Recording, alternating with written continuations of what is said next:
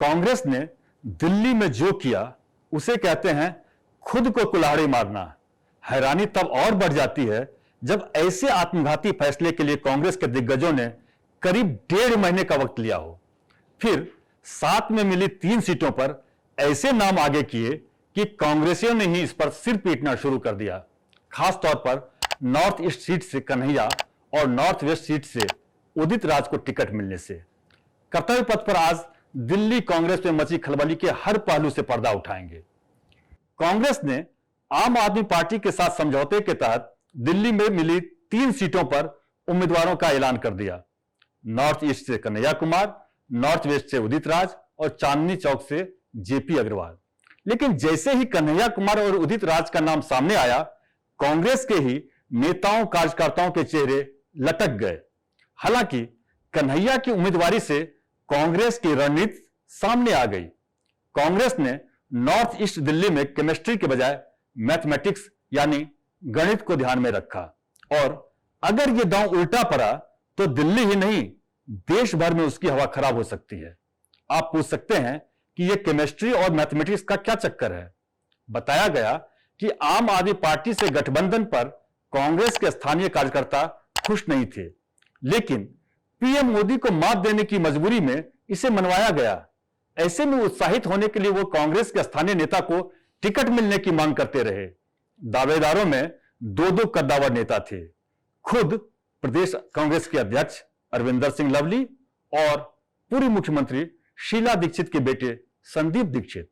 इसलिए जैसे ही कन्हैया कुमार के नाम की चर्चा शुरू हुई, कांग्रेस में बाहरी उम्मीदवारों के बहाने विरोध शुरू हो गया। जाहिर है कन्हैया को टिकट मिलने से उम्मीदवार, दिल्ली कांग्रेस और कार्यकर्ताओं की केमिस्ट्री वैसी तो नहीं बन सकती जिसकी अनदेखी गणित लगाते वक्त पार्टी ने की। यहां सवाल यह आता है कि क्या कमजोर केमिस्ट्री की भरपाई मजबूत गणित से हो पाएगी? आखिर कन्हैया के पक्ष में कौन सा गणित है?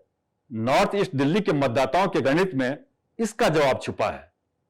नॉर्थ ईस्ट दिल्ली वो इलाका है जहां अनऑथराइज्ड कॉलोनियों की भरमार है। यहां रोजगार के लिए दिल्ली आए यूपी बिहार यानी पूर्वांचल के लोग अच्छी संख्या में हैं। इसी वजह से कांग्रेस ने बीजेपी के मनोज तिवारी जैसे पूर्वांचल के चेहरे के सामने पूर्वांचल के ही कन्हैया को आगे कर दिया। साल 2019 के चुनाव में बीजेपी के मनोज तिवारी को 7,87,799 वोट मिले थे, जबकि कांग्रेस की शीला दीक्षित को 4,21,697 वोट ही मिले थे और आम आदमी पार्टी के दिलीप पांडे को 1,90,856 वोट मिले थे। बदले हालात में कांग्रेस और आम आदमी पार्टी को मिले वोट जोड़ दें तो भी ये बीजेपी को मिले वोट से कम होते हैं। यह सब तो सामान्य अंकगणित है। इसी का तोड़ कांग्रेस अलजेब्रा यानी बीज गणित में ढूंढ रही है। कांग्रेस को बीज गणित 2020 में ले जाता है जब देश की राजधानी के इसी इलाके में दंगे हुए थे। इसी लोकसभा क्षेत्र में सीलमपुर, मुस्तफाबाद, बाबरपुर और करावल नगर जैसे इलाके हैं जहां मुस्लिम आबादी बहुत ज्यादा है। दंगों की वजह से यहां धार्मिक आधार पर ध्रुवीकरण भी हुआ था। वोटरों के लिहाज से देखें तो यहां कुल मतदाताओं का 23% मुस्लिम समुदाय से आता है। कन्हैया कुमार की छवि केवल मोदी विरोधी की ही नहीं है। कन्हैया कुमार उस उमर खालिद के भी दोस्त हैं जिन पर दंगे भड़काने के आरोप लगे और इसी वजह से वो अब भी जेल में हैं। ऐसे में पूर्वांचल के वोटरों में सेंधमारी के साथ मुस्लिम समाज का एकजुट वोट कांग्रेस की जीत की राह तय कर सकता है। कम से कम कांग्रेस यही सोच रही है। बताया गया कि इसी टेक पर राहुल गांधी की पसंद कन्हैया कुमार का टिकट तय हो गया। लेकिन राजनीति में केवल गणित से काम चलता तो यह बहुत आसान होती। इसलिए कन्हैया का नाम सुनकर गणित के साथ ही केमिस्ट्री पर भरोसा करने वाली बीजेपी गदगद है। झुग्गी झोपड़ियों में रात बिताने वाले मनोज तिवारी के सिंगर एक्टर वाले कद, लोकप्रियता और पूर्वांचल का बड़ा चेहरा होने पर बीजेपी को इतना भरोसा है कि केवल उन्हें ही तीसरी बार दिल्ली के मैदान में उतारा। लेकिन कन्हैया की दावेदारी से बीजेपी केवल एक सीट का फायदा नहीं देख रही। बीजेपी को भरोसा है कि कन्हैया के बहाने उसे एक बार फिर चुनावी हवा को राष्ट्रवादी बनाने में मदद मिलेगी।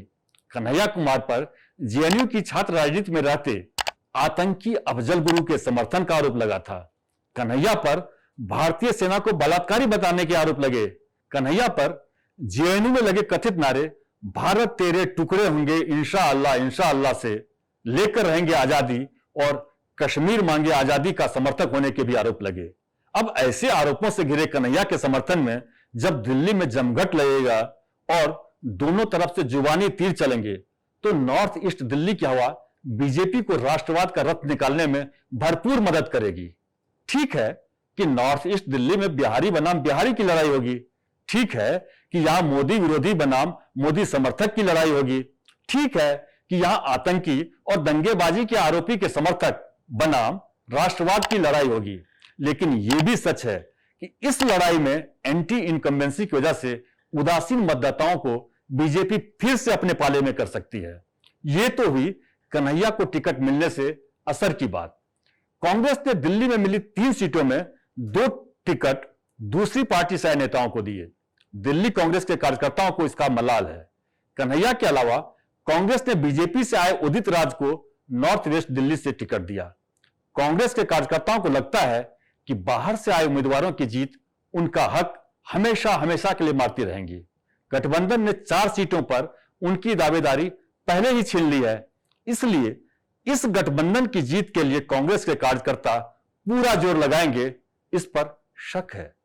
इसी तरह चांदनी चौक से करीब 80 साल के नेता जेपी अग्रवाल को टिकट मिलने पर कार्यकर्ता संतोष करने को मजबूर हैं। हालांकि वो यहां भी नई पीढ़ी को मौका दिए जाने की उम्मीद कर रहे थे।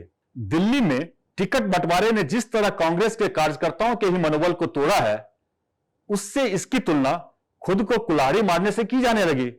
आपको क्या लगता है, क्या दिल्ली में बीजेपी सभी 7 सीटों पर कामयाबी हासिल करेगी या कांग्रेस और आम आदमी पार्टी गठबंधन उसे मजबूत चुनौती देगा? कमेंट करके बताएं। ऐसे ही सटीक एनालिसिस के लिए कतर पथ को लाइक और सब्सक्राइब करें।